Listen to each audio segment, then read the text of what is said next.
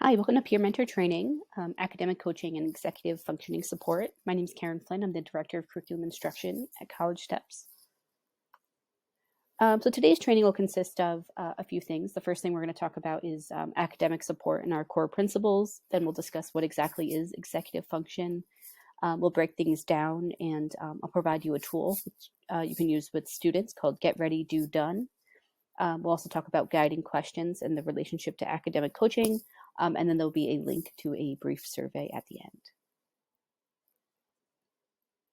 end. So the first thing that kind of occurred during the live training of this is I asked peer mentors to kind of brainstorm what are some of our students' biggest academic challenges, and some things they could consider are specific skills or tasks, effective study habits or strategies, or emotional and motivational barriers. So we created a word cloud.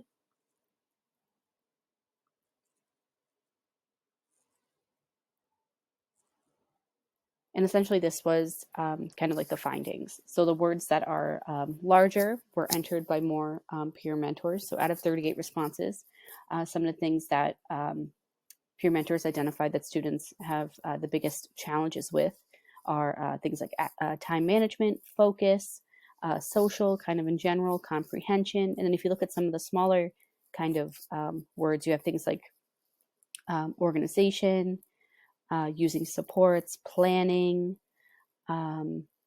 learning something new, feeling like they need to be perfect, having confidence, right? So this kind of just lays the groundwork for why it's important to kind of talk about executive functioning, how all of these things are connected to executive functioning, and some of the tools that could be helpful. So before we talk about what exactly executive functioning is, I had mentioned that I wanted to discuss academic support and our core principles at College Steps. So the first one is that academic support is adult-based and consent-based support, essentially, because we are working with adults. Students are of adult age. They need to be very much involved in the decision-making process and feel like they're making informed choices that they feel satisfied with. And one of our major goals, kind of, I would say, like in general, is building independence. So the main goal of academic support is to help students develop skills and strategies they need for executive functioning in the long term. So to kind of continue, what is executive functioning? And based on the word cloud and some of the things I just mentioned, executive function is a set of cognitive skills that we use to plan and follow through on complex multi-step tasks. And again, these may be things like making a step-by-step plan, getting started, breaking down complex tasks, and monitoring progress. These skills are super important, especially, as a college student. I'm sure all of you have kind of had to come up with systems and strategies that work for you. That's very much kind of a similar thing here. And why this is kind of so important is executive function is one of the biggest areas affected by disabilities such as ADHD, autism, intellectual disability. And as I just mentioned, this is a huge factor in college success. So in working with students daily, we're working on building that independence, helping them learn strategies and tools that work for them so that they can kind of improve their executive function.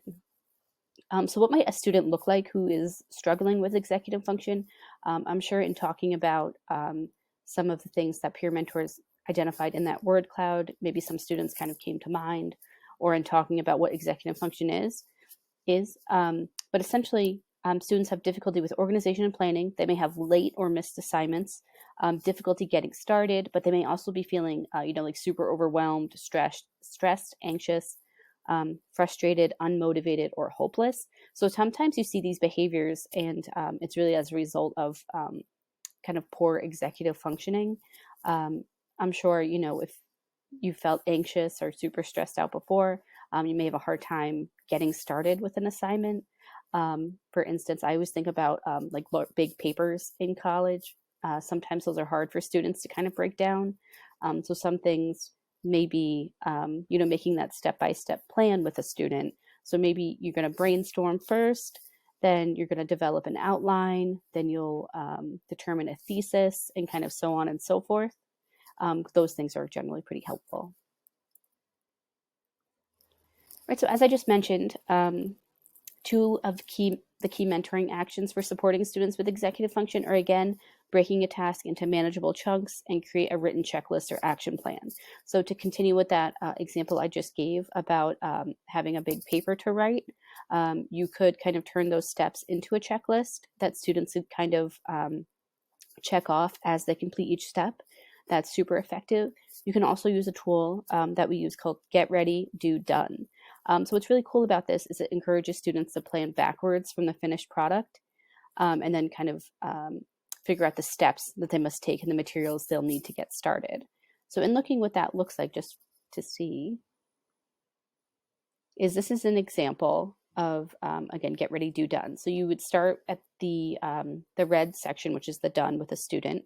So what does the finished product look like? Again, I'm going to stick with my big paper example. So your paper may need a thesis, evidence, there may be a paragraph requirement. So you would kind of write all of these things down in the done box, right? So what does it literally look like? Then you're going to move to do. What steps will I need to take? That's where you can include, the brainstorming, maybe writing an outline or some other kind of pre-writing activity, coming up with a thesis, identifying textual evidence to kind of, support your argument if it's that kind of a thing. And then you kind of move back to get ready, which is what materials and information will I need to get started. Right, so perhaps this is about a book that you read in English or something connected to social studies. It really could be about anything, right? But you would need those materials to get started.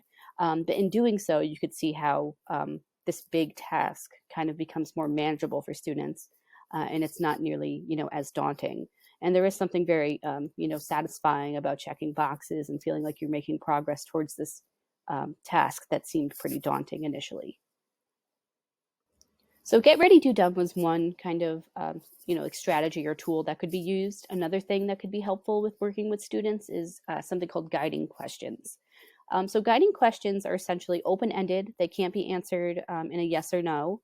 They encourage students to reflect and problem solve. They move conversations in a productive direction. They show genuine curiosity and respect for the student's perspective. So there are a lot of reasons why we should use guiding questions.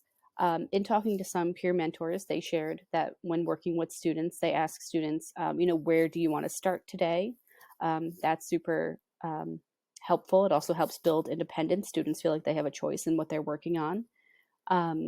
And, it really opens up that conversation to build more of a collaboration. So to kind of continue, this could be a practice activity that you practice to kind of get the hang of guiding questions. So you can choose a common academic challenge you listed earlier. Again, these were the things that were mentioned in the word cloud. So perhaps you think that students really struggle with organization. Then you could spend a couple minutes brainstorming guiding questions that you could ask students who are struggling with this challenge, and then double check. So this will be another resource that you could use. So another resource that we've developed, again, is all about guiding questions, is why use guiding questions? So again, they build dependence, they strengthen the peer-mentor relationship, they honor student expertise by trusting the student to find their own solution. Again, something as simple as, where do you want to start today? What work do you have to do? Things of that nature. Again, that's kind of like a checklist, if you will, of the best guiding questions. And here are some examples that I think are super helpful as well. So if you look along the left side, these are all mentor actions. And on the right, it provides you with example guiding questions. So let's say you'd like a student to create a written checklist or action plan, again, based on that, big paper they have to write. I know the semester is coming to an end. I feel like those things are probably a little more, they occur a bit more. So you could ask, what would it look like to be done with this task? And what steps do we need to get there? Right. So these, again, are just really open questions that encourage students to answer with more than just one answer, one word. Right. So they're not saying like, yes or no. Hopefully it encourages students to, not respond with I don't know, but it, kind of guides them, hence guiding questions, towards an answer. So that pretty much sums up the training about executive functioning and academic support. If you could, please take a moment to complete a brief survey about this training. The completion of the survey is also how we'll know that you completed the training, and you'll be paid through, we'll put a timesheet in for you. If you have any questions, please email me at karen@collegesteps.org. I definitely welcome those. I'm super interested in this and would love to help in any way possible. The survey, again, is also pretty short, just kind of guides gauges your understanding, and provides you with a spot to ask any questions that may be lingering. Thank you so much for coming again, and I hope you have a really awesome end to your semester.